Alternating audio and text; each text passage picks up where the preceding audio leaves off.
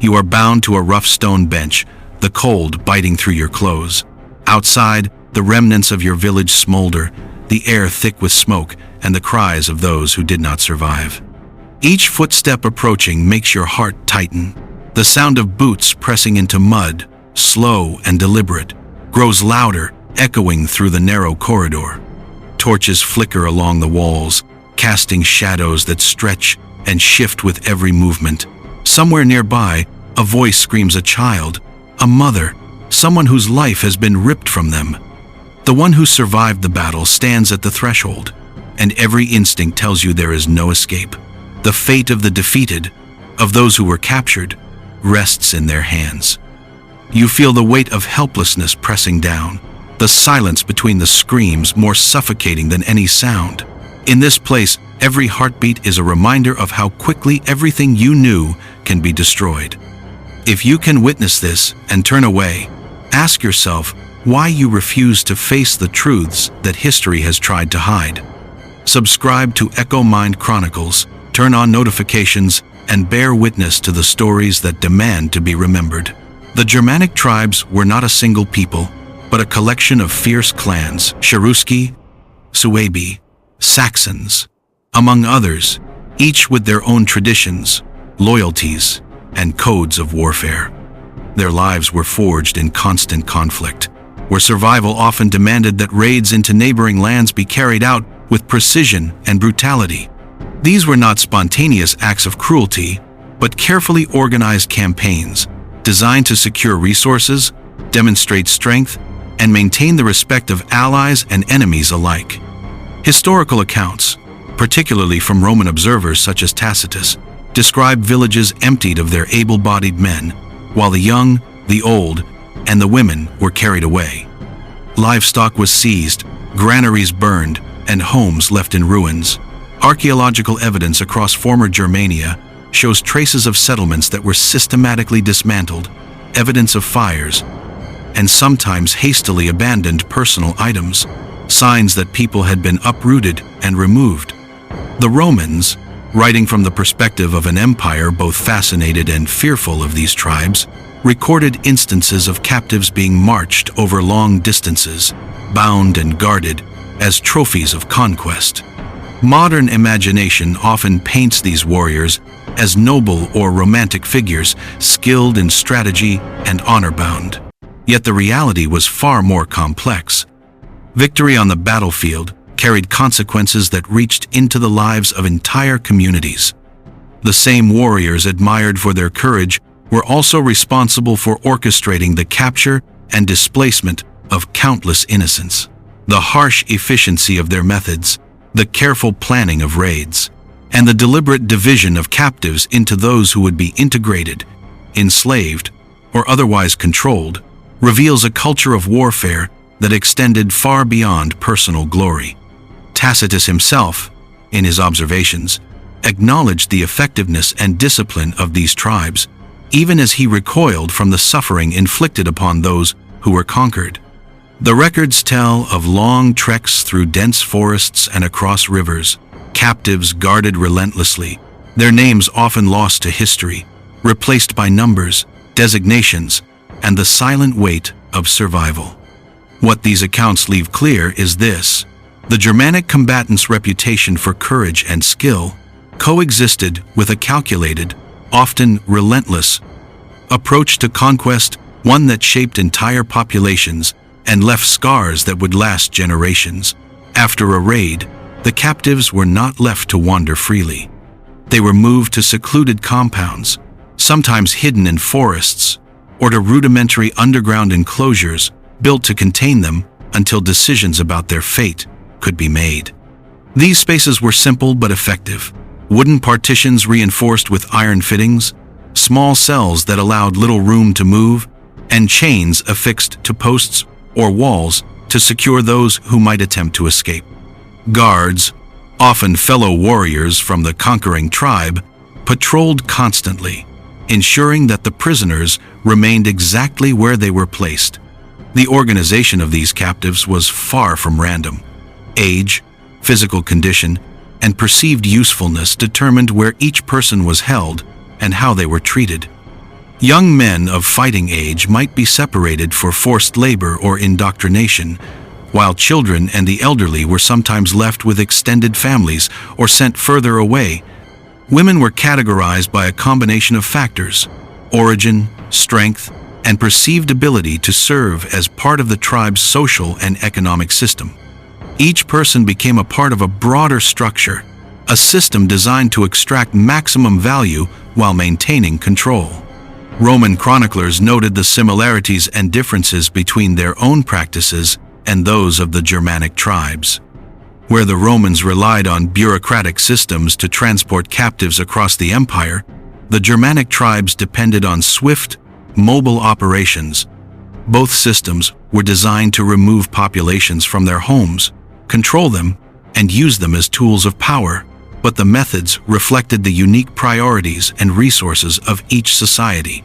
Archaeological findings in former Germanic territories, including post holes, remnants of fortified compounds, and traces of confined spaces, corroborate these accounts.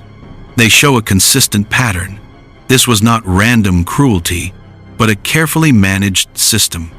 If you can hear this and remain indifferent, why haven't you joined Echo Mind Chronicles yet?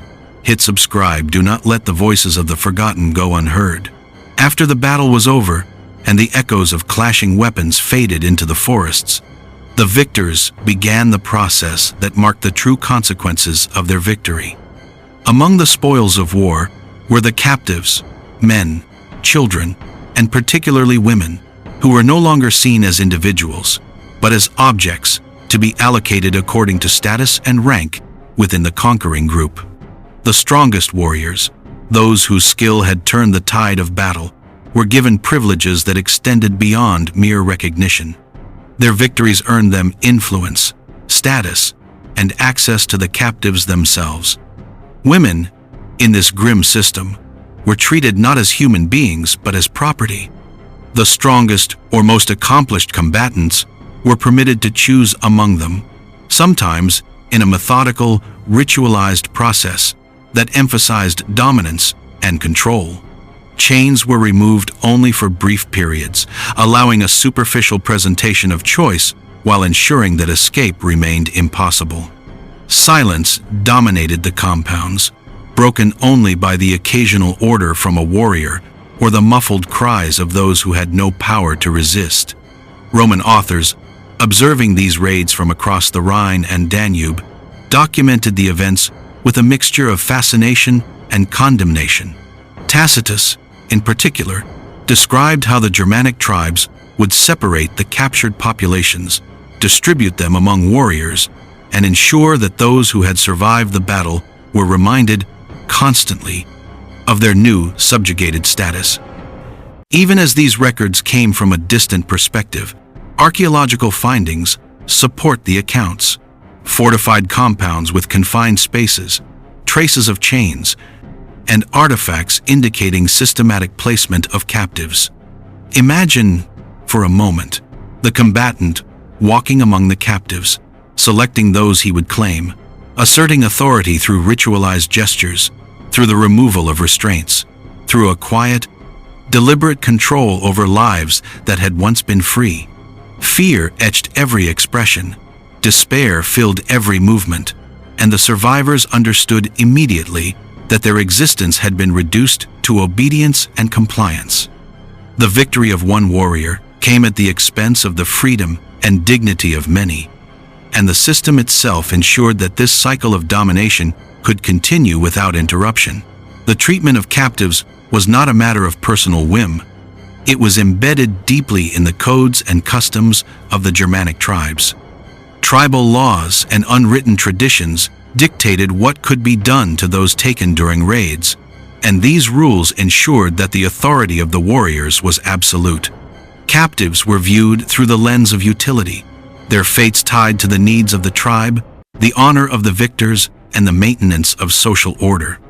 Raids were carefully planned operations, executed with logistical precision. Warriors trained, scouts gathered intelligence, and provisions were prepared to sustain both the fighters and the captives they would seize. The process was designed to maximize both advantage and efficiency. Rewards were allocated based on rank and accomplishment. The most skilled and courageous received not only material spoils, but authority over the lives of those who had been defeated. Those who survived the battles carried the constant reminder that defiance would bring immediate consequences. Psychologically, the system served multiple purposes. By controlling captives in this structured way, the tribes reinforced their dominance and deterred future uprisings. Captives became symbols of power, demonstrating to both the conquered and the conquerors that resistance would meet with predictable and unyielding results. The methodical nature of this cruelty instilled fear not only among the captives but also within the wider region, ensuring compliance and submission. When compared to Roman law and practice, a contrast emerges. The Romans relied heavily on codified legal structures to manage captives, often transporting them across great distances to labor in mines or serve in households. While both cultures institutionalized control over conquered populations, the Germanic approach emphasized immediacy and psychological reinforcement. Control was exercised directly, often in the presence of the warriors themselves, allowing for a constant reminder of who held power and who had none. In this way, cruelty was not incidental, it was systematic, legal in the eyes of the tribe, and central to the maintenance of their social and military structure. Every raid, every capture, every measured action was a calculated reinforcement of a culture in which the victor's authority was absolute and the conquered's rights were non-existent. Archaeological excavations in areas once controlled by the Germanic tribes revealed traces of lives interrupted, of people whose stories were seldom written down, but whose presence is preserved in the remnants they left behind. In certain compounds and fortified enclosures, traces of iron chains remain fixed into stone and timber, worn smooth in places where countless hands struggled against their constraints. Wooden partitions, once meant to separate captives, now lie in fragments, telling of spaces where fear and uncertainty were constants. Personal artifacts, a simple comb, a fragment of pottery, a discarded belt buckle, hint at individuals who were more than numbers, whose identities were erased by the logic of conquest. Roman historians, though distant observers, recorded instances of women taken during Germanic raids, noting their transport across forests and rivers, the strict oversight by guards, and the rituals of assignment to specific warriors. While the texts are often brief and impersonal, they confirm that the lives of these captives were subject to the calculations of war, not the whims of chance. Each movement, each selection, each enforced separation was part of a deliberate system, leaving women in a state of constant fear and uncertainty. To imagine the experience is to confront a steady rhythm of terror. The hours spent waiting in dark, confined spaces, the quiet shuffle of feet in neighboring cells, the occasional barked order that could seal one's fate, and the knowledge that outside, the world had been irrevocably altered. The anticipation of what would come next, and the impossibility of escape, created an environment of psychological pressure that few could endure without despair. If you can witness the suffering of these forgotten souls and do nothing, how will history remember you? Subscribe to Echo Mind Chronicles or leave a comment admitting you won't. The Germanic combatants occupied a world of stark contrasts. Within their own tribes, they were admired, celebrated for skill in battle, for courage that could turn the tide of a raid, for loyalty that ensured the cohesion of their people. Their names, though often unrecorded in history, carried weight among allies. Songs and stories would be shared around the fire, praising deeds of strategy, strength, and daring. They were living symbols of their tribe's power, embodiments of its pride and resilience. Yet, to those on the other side of the conflict, the same warriors inspired terror. Their approach meant the loss of home, the disruption of communities, the destruction of families. For the captives, these were figures of absolute authority, unpredictable, skilled, and capable of enforcing a control that left little room for hope. Contemporary Roman accounts hint at this duality. Tacitus and other chroniclers observed that even as these men were feared, their conduct followed certain social and ritualistic patterns, indicating that cruelty and respect were intertwined in a disciplined, almost ceremonial way. After a victorious raid, combatants often participated in feasting and ritual celebration, events that reinforced both status and hierarchy. Rewards were not only material livestock, weapons, or food, but also symbolic: the ability to assert dominance over captives, to select those who would serve the tribe or be integrated into its community. These acts reinforced the social order, reminding both the victors and the defeated of the consequences of power. Stories, reconstructed from fragments of Roman observation and tribal memory, suggest that these men understood the gravity of their role. They were warriors, yes, but also enforcers of a system designed to maintain control through fear and structured ritual. The line between admiration and dread was never thin, it was absolute. In this way, the combatants embodied the complexity of their culture, celebrated within, feared beyond, and responsible for acts that history remembers only in fragments, leaving us to piece together the full scope of their authority and the weight of their actions. The actions of the Germanic combatants were never purely personal. They were deeply entwined with the political and cultural fabric of their tribes. Every raid, every captured individual, every act of dominance served to consolidate power within the group. Leaders reinforced their authority by rewarding the most skilled warriors, ensuring loyalty and obedience while demonstrating the consequences of failure. The system was as much about maintaining internal order as it was about controlling external populations. Beyond the tribe itself, raids acted as psychological instruments.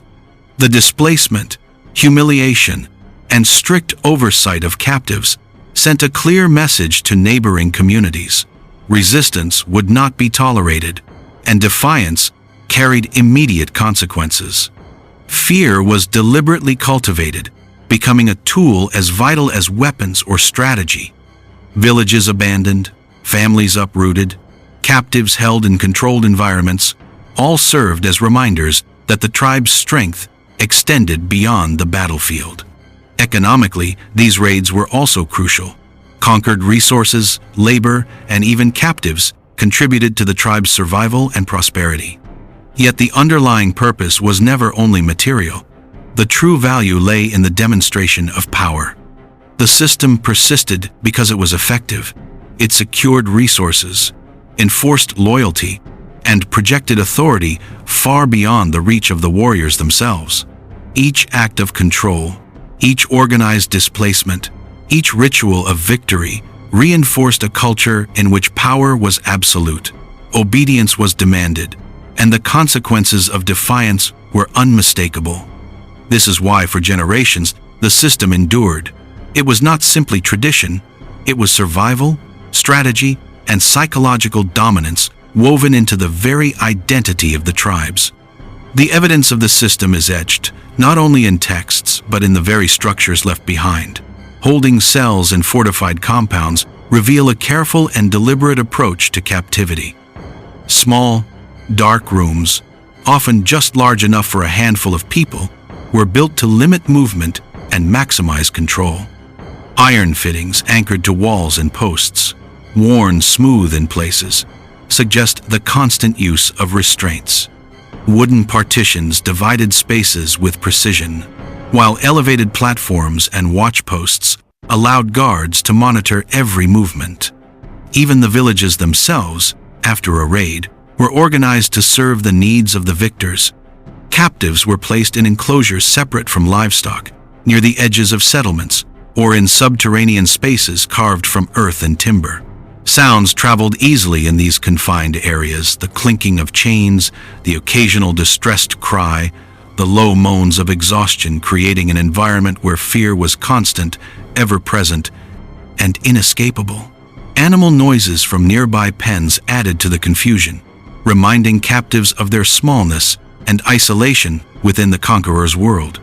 Compared to contemporaneous societies, Germania's approach was unusually efficient. The Romans relied heavily on bureaucracy, transporting captives across great distances and managing them through administrative systems. The Germanic tribes achieved similar results with simpler, more immediate infrastructure, combining psychological control with spatial organization.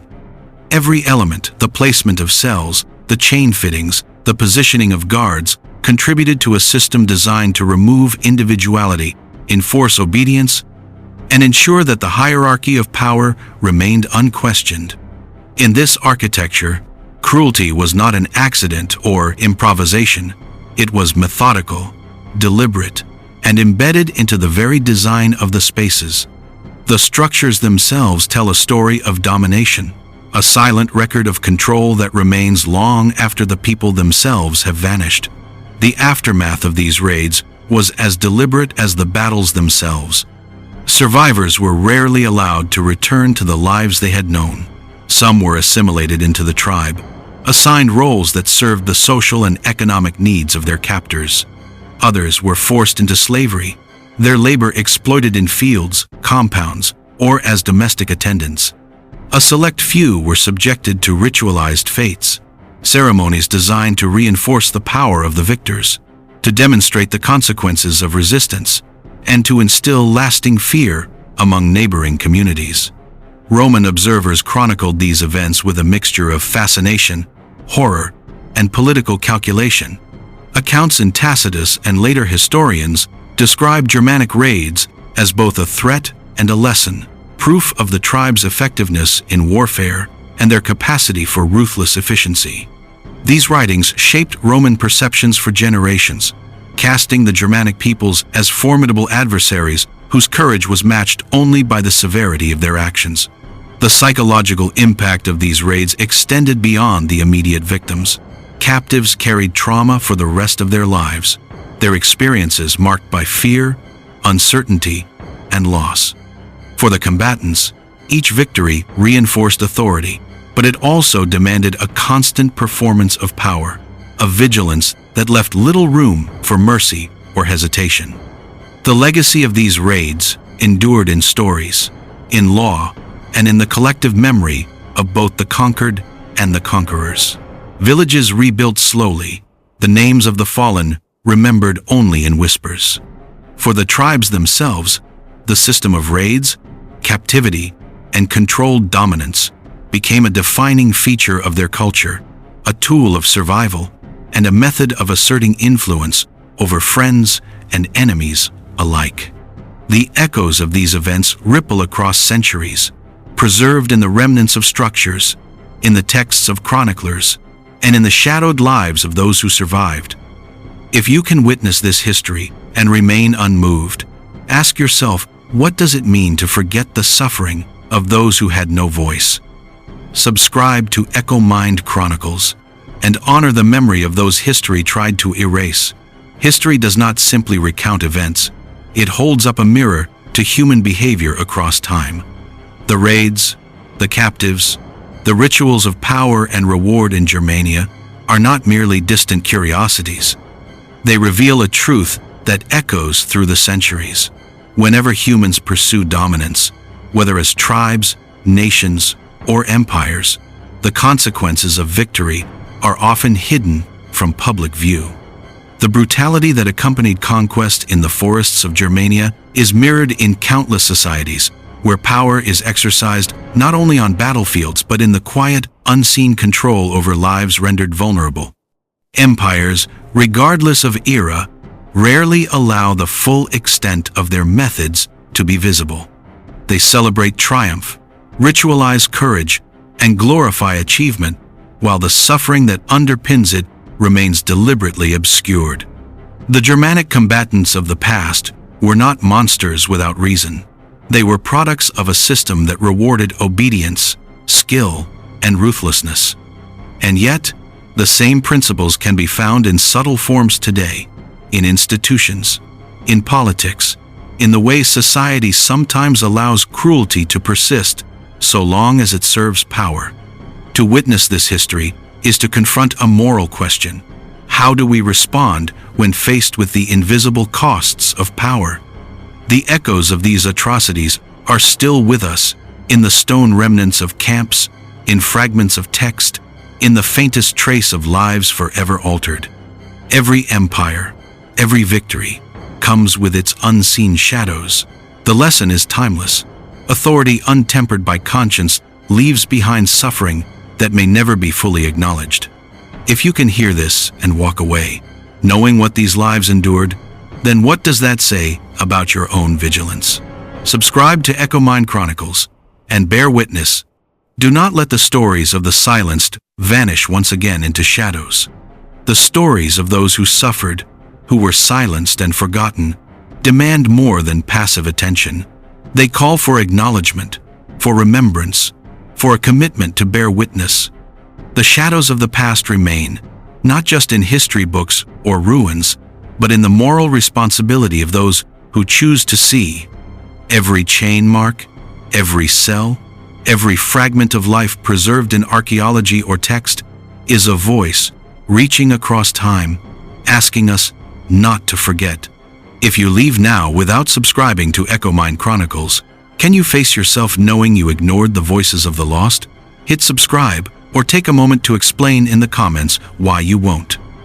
Every voice matters, and every witness strengthens the truth that history often tried to hide. And this is only the beginning. Beyond Germania, beyond the forests and fortifications, countless stories remain, darker and more complex than we have imagined. In our next investigation, we will uncover another shadowed chapter, a revelation that challenges everything we think we know about human ambition, conquest, and the costs of victory. The past is waiting. Are you ready to see it?